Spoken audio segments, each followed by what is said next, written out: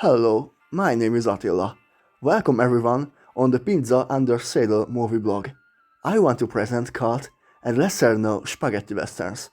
As a preface, I would like to say I really like Italy, which in many ways in this country of the eternal dualities.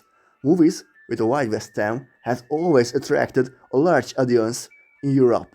Good example of this the West German Karl May novel adaptations or East German Indian films. However, there was only one such European Western that gained recognition outside of Europe and inspired American filmmakers as well, that's Italian. An entire genre flourished thanks to the Italian directors.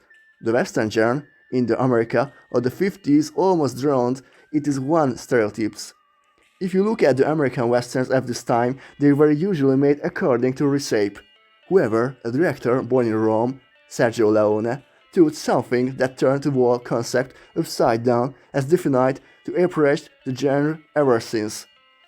This gave birth to the Italian western, best known, the spaghetti western, which became the crown of its own genre.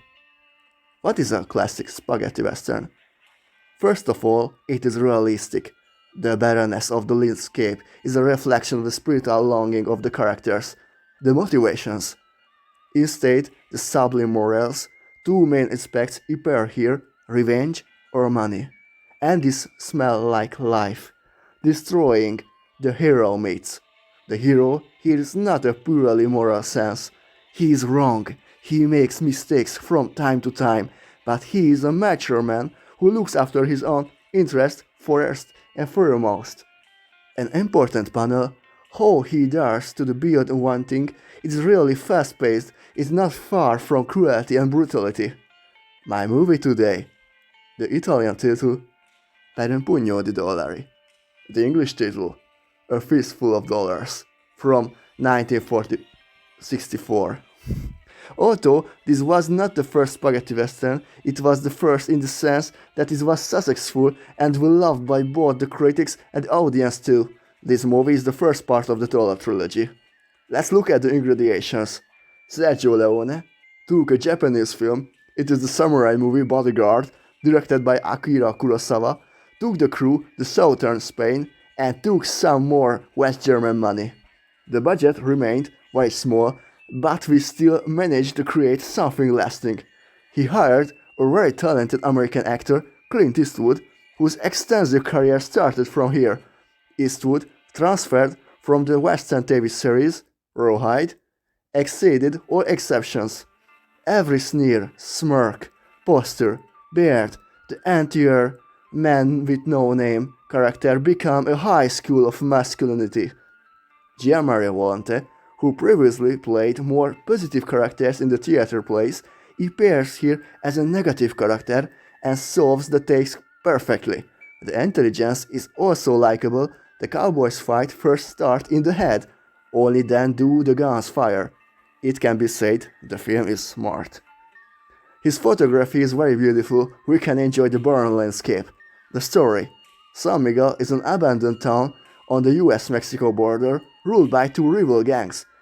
But the man with no name comes, shuffles the cards a bit, and when everything goes according to plan, he counts his fistful of dollars. The expressing atmosphere. The juxtaposition of Morricone's beautiful melodies and the bleak, deep prone religions is brilliant. Clint Eastwood was simply born for this role. The scenery, the dialogues are scientifically gloomy.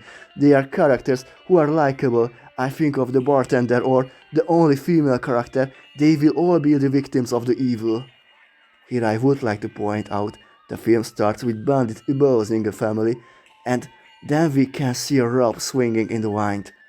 Stripped down and realistic, it doesn't try to idolize the Wild West for a minute. The man with the no name just wants to collect his dollars. He pulls the trigger every now and then, but at the same time we can worry about him. The peculiar element of the spaghetti western is that, since both sides are morally grey, it is up to the viewer to choose a side. The innovative character can also be observed in the appearance of the machine gun, which is not contemporary, but many spaghetti westerns will later touch of this element.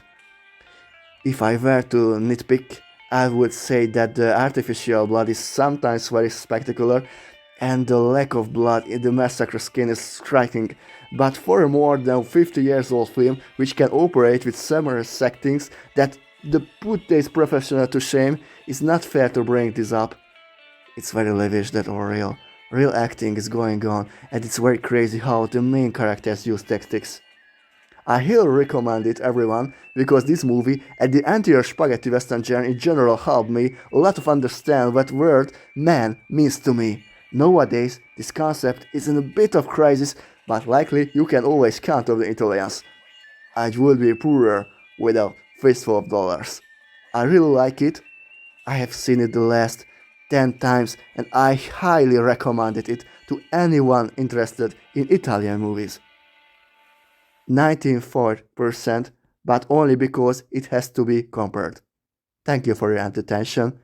Please subscribe to my channel if you want. Thank you very much. Buona giornata a tutti.